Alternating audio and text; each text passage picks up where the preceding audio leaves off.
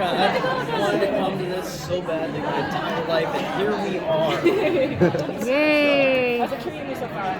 It's pretty good. Yeah, you know, yeah, amazing. It's not every day you go to Comic-Con with like Natural Treasure. You know, it's pretty nuts. I feel a little spoiled, but it's just absolutely insane. Yeah, I'm still kind of hoppy. Maybe that's the 5 cups of coffee, but it's also, you know. So, Jake, I'd like to hear from you, because your character is one character that knows about National Treasure hunters. Sure, yeah. Vocabulary's perfect now. So, Yeah.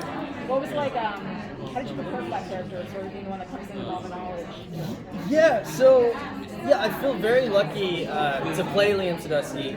I knew the legacy I was carrying with the Sudusky name. I knew that I was going to be the straight tether to the old films. Because our movie series has a lot to do with the history of the movies and characters from the movies. But I knew I would be continuing that legacy. And I did a lot of prep. I watched all the other movies kind of religiously. And then also just at first, when we were figuring out what type of character Liam was going to be, I kind of watched Harvey. And he's just always he's kind of sarcastic and a little rebellious, even though he's like for FBI, and I definitely wanted some of that to lean over with Liam. But what separates Liam from the typical story of the movies is that Liam is the audience's point of view of understanding that treasure hunting isn't glorious all the time. There's a lot of damage that can come from treasure hunting and what it can do to families. And so he kind of shows the audience the not so glamorous side of things. And when you first see Liam as a character, he wants nothing to do with the treasure hunt. He wants nothing. He doesn't like that weight of his family name on him. He doesn't want to do any of that. He finds his passion in music, and that's what he's trying to do. But then he gets pulled in by Jess. Jess comes into his life, and one way or another convinces him to maybe give it a shot. I have a question for you, Lisette. What's it mean to you to like portray a story of a dreamer on like such a big platform? Absolutely. I think what's brilliant about Jess Valenzuela, the way that she was written, is that she is someone who's going to outsmart anyone in the room. She's stubborn, she's capable, she has a big heart for her family, and she's a person, and I think it's important, especially for dreamers, to be able to see themselves, because the reality is there's so much more than just a citizenship status, and I think a lot of the time that's not the way that they're portrayed, or that Latinos are portrayed in wide-scale media. So it's a really important character. I think I just feel really honored to play her. So how many of you talk about the characters and especially you like Jessica and you, what can you tell us about it? What is not to say? What can you say that you won't get you in trouble? I know, right? I'm like, I'm trying to think about. Let's see. I think as the season progresses, we're going to be able to watch her grow into herself. What's unique about this particular instance is that when she gets involved in the dangers of treasure protecting, treasure finding, she has a lot at stake for her. If she gets in trouble, she has to go back to Mexico where she has no ties to.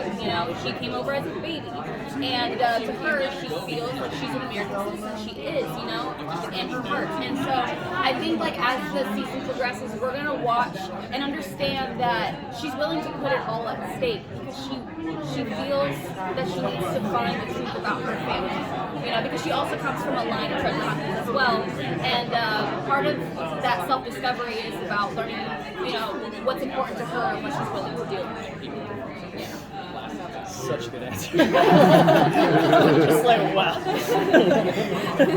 Yeah. Nailed it. That was really good. Yeah. Can I have a read it? So I imagine you have been able to see the show yet after the National Treasure Hunt, a lot of adventure and stunts, sort of stunts or action scenes you have to do that was really just memorable for whatever reason. Okay, this wasn't even in the show, but I just, on the side, sometimes when you're setting up cameras in between takes, we saw that we go to the Alamo already. It's been discussed, and there were horses at the Alamo, and I used to ride, so I was like, oh, put me on the horse, can I go on the horse? And I had to ask for everyone's permission. They're like, are we gonna allow her to get on the horse? And then I rode the horse around, and it was a lot of fun. And I do think we can't get rid of too much or say too much, but I think towards the latter half of the season we do some crazy stuff. I mean, I'd say it's most comparable to 2, the pace and the action and what's going on. I mean, it gets, the second National Treasure, it gets very wild. Yeah, it's I almost mean, as if episode 1 through 5 is its own part 1, in the terms of just the feel of it, and then 6 through 10, it's almost like before and after Dumbledore died in Harry Potter. So, no, absolutely. Like that. No, I've always said, like, we were just talking about this after the panel. 1 through 5 feels like has kind of the essence of the first movie, and then 6 through 10 almost feels like a hybrid of 1 and 2. It becomes I mean, we are not lacking in action. Almost there'll be some days we're all coming back just like, oh my gosh. Yeah, Like, sore and everything. How you feeling? I'm okay. How you feeling? I don't know if this blood's real or not. You know? But, that was great. In real life, how much do you like to investigate or learn about history? So, I wouldn't, in the beginning, growing up, I wouldn't consider myself a history buff. It was actually one of my least favorite subjects. Which is so funny because now I'm playing her. But I think growing up, I realized that there was just a different history perspective that was told to me growing up, especially about my Mexican culture. And so now, I guess probably when I was around the age 17, I was exposed to, the truth of indigenous peoples, and I kind of learned from there, and I love diving into it. I love figuring more about it. I visited Mexico, and I was touring around a lot of like Chichen Itza and everything, and just getting to explore those parts of myself too, and that's always fun, So I call myself a history buff now. Yeah. Oh, me. Right, I'm here too. No. I'm really great at puzzles. If you keep them under like 250 pieces, I'll knock it out. You know what I mean?